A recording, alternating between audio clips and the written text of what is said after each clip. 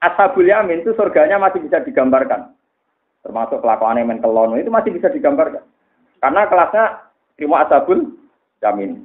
Digambarkan di surat Waqiah fi sidri maqdud wa talhim mangdud wa dzillim mangdud wa ma'im maksud bapak jating kasira la maqtuati wala mamnu'at. Terus amen kelona inna ansa'na guna insya Allah guna apa keloni bojo perawan ilang keloni neh perawan meneh kok dikeloni semua kegiatan. Jadi trauma bojo elek terus terus dendame itu terus sampean ngeloni napa?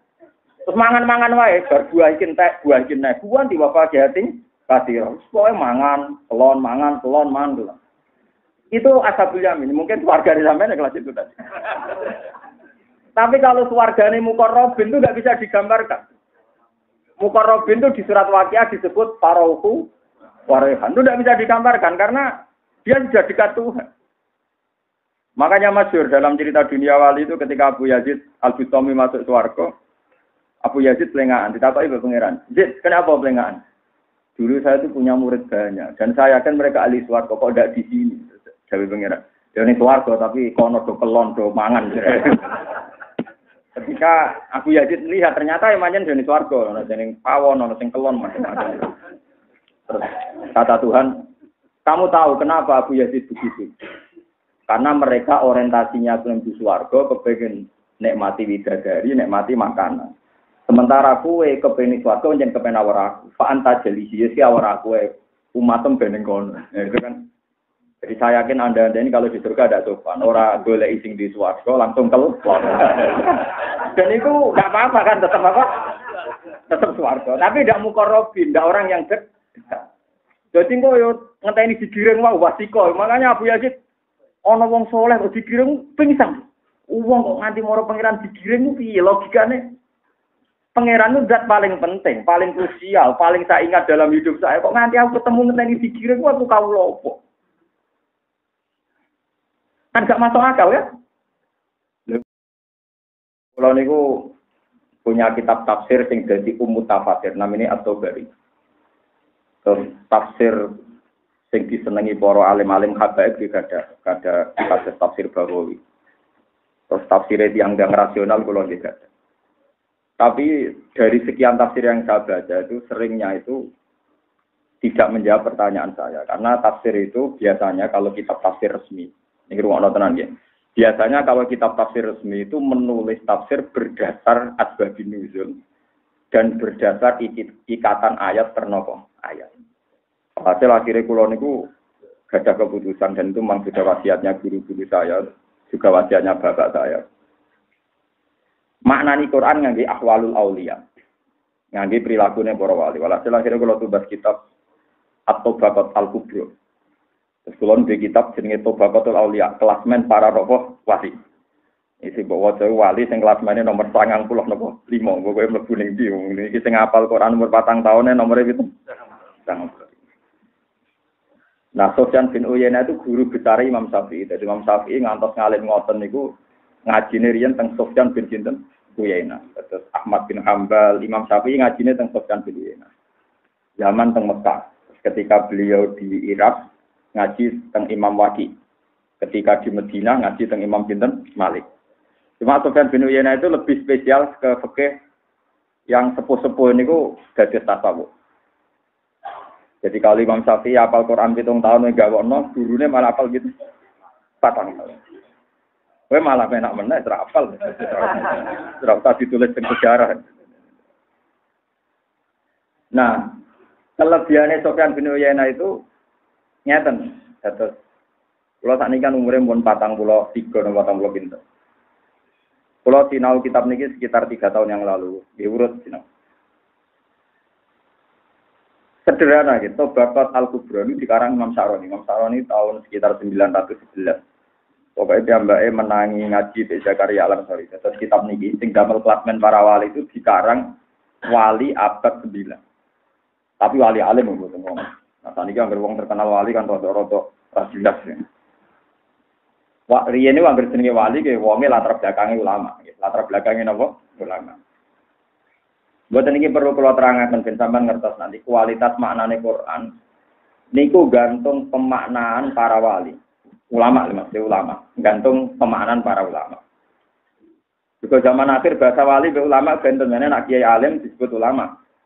Tapi nak keramat dongane mandi ra ngalim lah disebut napa? Wali. Kalau ajane ya protes tapi ngono training ngoten. Umpama tenan wong niku wali, tetap waline dua ulama. Karena ndak ada sejarahnya. Wali yang latar belakangnya ada alim itu lebih tinggi ketimbang napa? Ulama. Tapi ulama tenan gitu, sing alim tenan, sing waras, ora seneng duit. Kok syarat ulama itu gampang, mboten seneng napa? Duit. Sekali seneng pun didiskualifikasi pun minta. Lho nak duwe yang saleh seneng ora oleh. Ngeten misalnya kalau contohnya beberapa tafsir yang enggak mungkin dimaknani ahli tafsir, tapi semua ulama yang wali bisa memaknai secara benar. Misalnya ngeten. Suatu saat Yazid Al-Bustami itu masyhur dia wali ya alim. Ada muridnya baca Quran wasiqal ladzina taqaw rabbahum ilal jannati zumara hatta idza ja'uha wa futihat abwabuha wa qala lahum khazanatuha salamun alaikum tibtum fadkhuluha. Iku piyambake terus artine teng surat Zumar kan wong-wong nakal iku digiring ing neraka. Pas neraka nerakane wis dibuka terus dicemplungno terus bengok-bengok. Terus wong-wong soleh lho ya. Digiring ning swarga. Wasiqal ladzina taqaw rabbahum ilal jannati zumara. Digiring ngomong soleh digiring ning swarga. Biar dene ngoten, lah muridé macane happy-happy saja nyaman. Wah senenge wong digiring ning napa? Lah niku Abu Yazid itu bengok-bengok nganti pingsan. Faso khasayhatan nganti pingsan. Cek celakane wong iku. Wong muridé tambah bingung. Wong digiring ning swarga dari apa? Enggak, saya ada ikut. Saya ada ikut itu. Wong kok ngono ya. Walhasil muridé janggal, mosok digiring ning swarga kok disifati enggak saya ikut itu. Itu orang-orang masalah ya. Ketika dia sadar ditanya, kenapa aja? Lah iya, wong ape ketemu pangeran ngenteni digiring, dia ning diwae kok ora tau karo pangeran. Artinya kalau orang-orang soleh mau masuk surga digiring, kelasnya kok soleh-soleh sampean karena lama ndak dengan Tuhan digiring. Akhirnya Abu Yazid menjelaskan, enggak. Mangkana jalisa rahman kana inter rahman. Orang yang dalam hidupnya itu selalu ingat Allah, pasti dia pada waktu kiamat jajar pangeran. Terus dia baca ayat innal muttaqina fi jannati wa nahar fi maq'adi sidqin 'inda malikin muqtadir. Gak aku gak melok itu pasti aku sampai pangeran. Jadi gak ngalami digiring. Nah, ternyata memang betul dalam klasifikasi tadi memang ada wali-wali yang enggak ngalami hisab, enggak ngalami digiring karena sauri-uripe mbek pangeran, sampeyan langsung ngawur pangeran, bahkan jadi panitia kiamat, jadi panitia apa? Kiamat. Lah orang-orang ini enggak dihisab karena posisinya ada jadi syahid, jadi saksi. Kan enggak mungkin saksi diadili, ya, enggak mungkin saksi napa? Diadili. Terus nanti naik wayah kiamat, itu para nabi diundang. Ketika nabi diundang, terus para ulama juga diundang. Wes, saiki sekseni ya umatem sing ngaji ki sapa wae, sing tenan. Ditanya. Itu disebut wayaqulul azhad haula. Jadi azhad itu nanti ikut panitia kiamat dia enggak ngalamin apa? Dihisab. Kenapa kok mereka ada dihisab? Karena dia di dunia itu enggak pernah punya nafsu, enggak pernah punya irodah. Kepen mapan yo ora, pengen sejahtera yo ora, pengen swarga yo ora, pokoke ciri khas urip ku apa? Ya nyekseni kekuasaane Allah. Nah takoki, kenapa kowe kok urip? Nggih bener kekuasaane jenengan. Kenapa kok melarat? Ya pancen ra iso suka Gusti wong sing entakno juga jenengan. Lah kenapa kok suka? Lah jenengan paringi, pokoke ora roh, suka yo ora roh, melarat yo ora roh, bodho yo ora roh, pinter yo ora roh. Pokoke ora roh kabeh, pokoke uripe mau asyhadu alla ilaha illallah. Lah orang-orang kayak ini itu nanti enggak kena hisab. Tapi konsisten ya umat-umatan mungkin ya. Nah, oke ya tahu ngono tapi kan enggak napa? Umat-umatan kan beda frustasi, biasanya kan weling pangeran. Nah itu namanya asyhad. Lah makamnya Abu Yazid Al-Bustami, makamnya wali-wali dulu itu tidak mau dia dikategorikan digiring. Mergo abis tuh, kaya kawula sing elek, salate ngenteni diundang budak sing elek, salate ngenteni juga kok kiai pengajian ngenteni diundang, dikek amplop macam-macam itu elek ngenteni apa? Diundang. Nah, niat kiai ra diundang wae ngaji teko. Lan kula mau diundang itu dirine. Mereka kula mau dadi kawula elek, mulang wae kok ngenteni diundang. Kula ulama bukan mulang ae ora usah ngenteni apa. Ya ora paham ngejlok wong liya kualat gitu. Ini cerita ilmu, cerita. Ayo termasuk Sofyan bin Uyainah itu fanatik. Nak ngandani rasional, kowe jogeman kok budak sing elek. Nak moro ning majikane ngenteni. Dia istiqomah, pokoke nak niat jamaah ya ora teko jenenge. Nak niat mulang ngenteni ra diceluk, pokoke teko nek niat mulang ya teko. Monggo kiai niku nak Idul Adha, Idul Fitri ngaji. Alasane ya mumpung ora kepen ngaji, jadi apa? Ngaji. Jadi enggak ngenteni diundang. Muga nak kowe nglakoni perintah Allah ngenteni diundang, kal abdisu kaya kawula sing itu termasuk kehebatannya Sufyan bin Uyainah. Beliau guru besar Imam Syafi'i. Bahkan termasuk dalam mimpi-mimpinya para wali dipanggil termasuk orang awal masuk surga. Juga Imam Saroni, tobabatnya dimasukkan 95.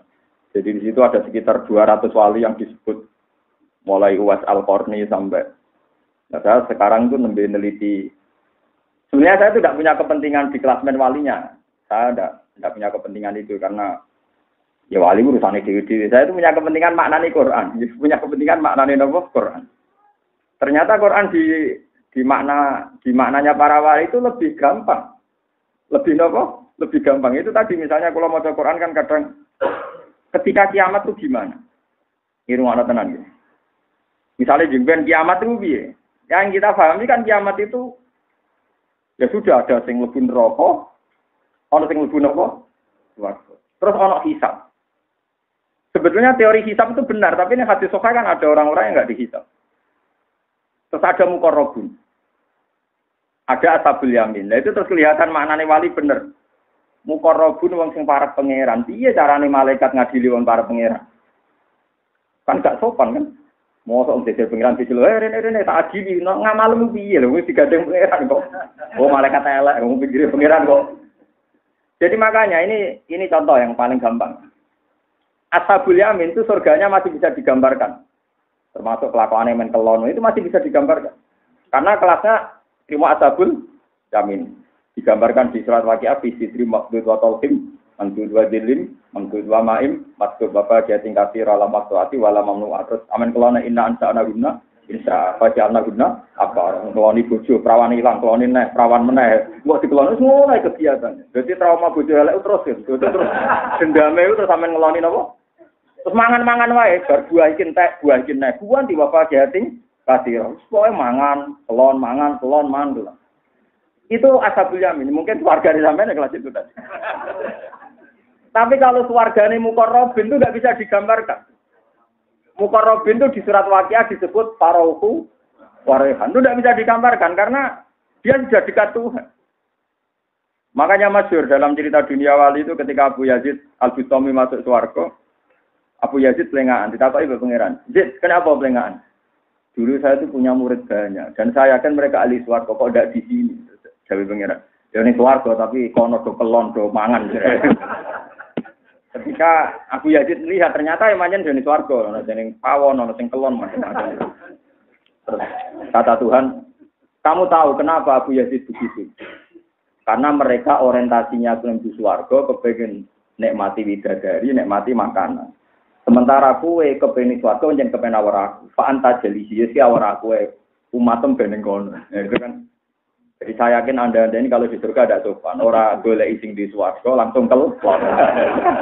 Dan itu nggak apa-apa kan, tetap apa? Tetap swarga. Tapi tidak muqarrabin, tidak orang yang dekat. Jadi kok yo ngenteni digiring wae wasiko. Makanya Abu Yazid ana wong saleh kok digiring pingsan.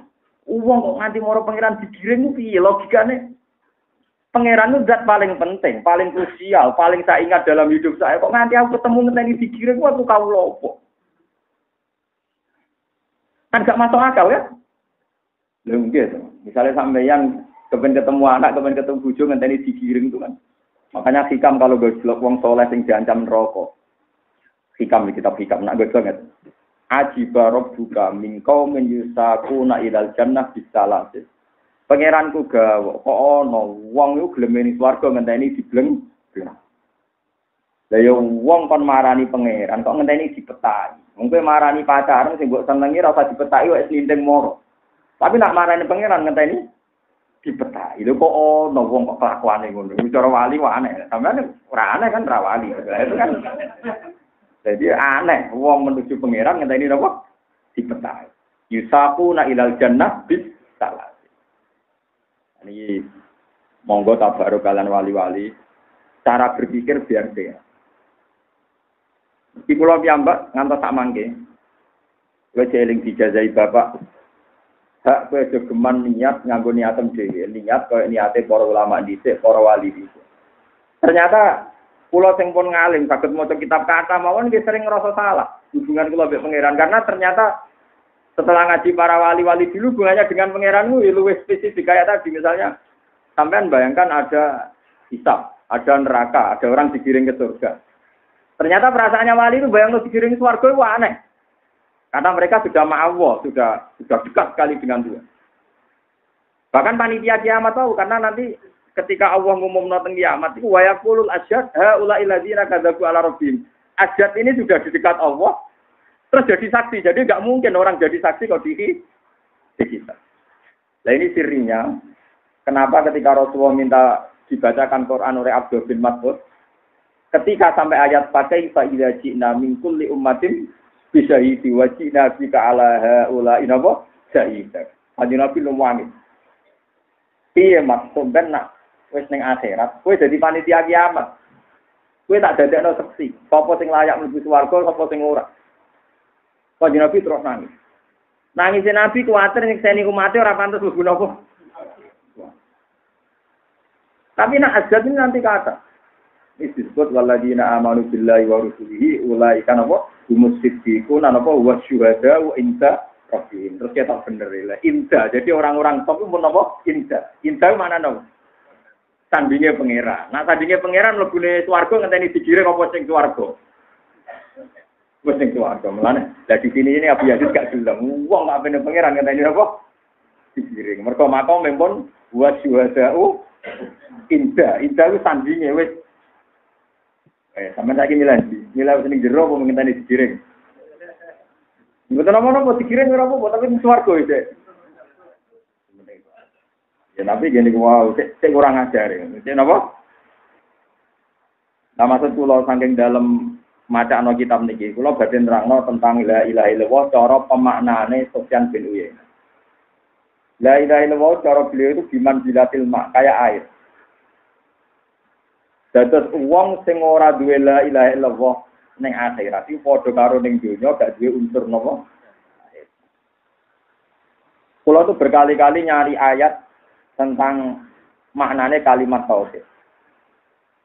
Niku pancen semua tamsil di Quran, kalimat tauhid itu disamakan dengan air.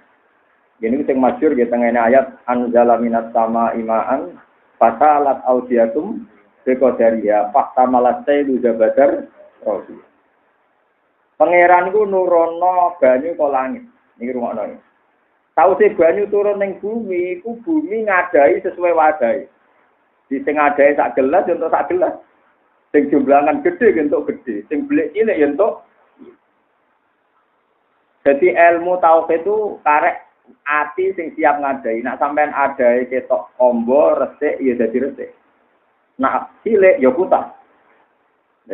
Elek-elek ada wis cilik rusak kutah. Iku ngeri. Mergo mungkin fasalat audiatum bi qadaria, engko nek ana banyu iku jurang kali lembah iku akan menampung air sesuai kapasitas masing. Bon. Tapi sakwise ana banyu kathah mesti ana jabatan robiah, mesti ana untuk. Ana kotoran, ana macam-macam. Nah, cara ilmu fisika, cara ilmu kimia, wong Arab ngajarani kimia itu saat ning donya sing ra iso ilang kadare namung banyu. Mbok kayu jati wis dadi gladak puluhan tahun, wis dadi mebel atusan tahun. Iku dites, iku tetep mengandung napa? Lah niku sing nyenengno. Wong elek kaya apa asal nglafadzno la ilaha illallah wis diobong atusan tahun ning neraka iku sik mengandung air. Mulane ketika wis dadi areng iku pangeran pirsa, nek iku ana kalimat syahadat, mergo kalimat syahadat kados napa, Mbak? Ada sampean sing syukur, nggih, sampean sing syukur piye kalimat ini duwe unsur air. Itu tidak akan hilang. Dan air itu tidak akan tersidrai. Jadi ini iso diserang tapi sifatnya tidak rubah. Boleh jadi peceran, boleh jadi limbah. Engko disaring bumi macam-macam ya tetap dadi napa? Bani. Lah kalimat tauhid itu kula suwun lewat ngaji niki jangan pernah dibatalkan oleh apapun. Ya carane gampang nggih latih nganggo teori ini ulama. Tawarai carane ngelatih kalimat tauhid. Nyata misalnya, kalau sebagai manusia kayak kata ceritanya Sultan Dine agresi umur 40 tahun dari kaya rodok depresi sidik-sidik mergo nyiapno napa mati. Ini dari sebenarnya wong nek umur 40 tahun kudune rodok depresi sidik-sidik mergo nyiapno napa mati. Tapi nek kowe malah puber ya repot. Tapi ora apa ora ulama wae dadi ora apa. Lha boten iki ceritane Sultan Dine nak wong dhisik sing apik-apik anggere umur 40 tahun ka'annahu muhtalitul akli akale wis koyo depresi mergo min siddati ta'ahubi lil mauti mergo wis siap-siap napa mati niki mboten 40 munggah kan rodok mapan pikirane napa ayo ora apa-apa oleh wae halal tapi sementing kasil Pak cuma ojo kepentok mboten napa kasil mergo nak kasil lu malah ana sunah nabi nak ra kasil lu sunai Nabi ora kasil, masalah keluarga wis akeh, malah ruwet, malah napa? Malah ruwet.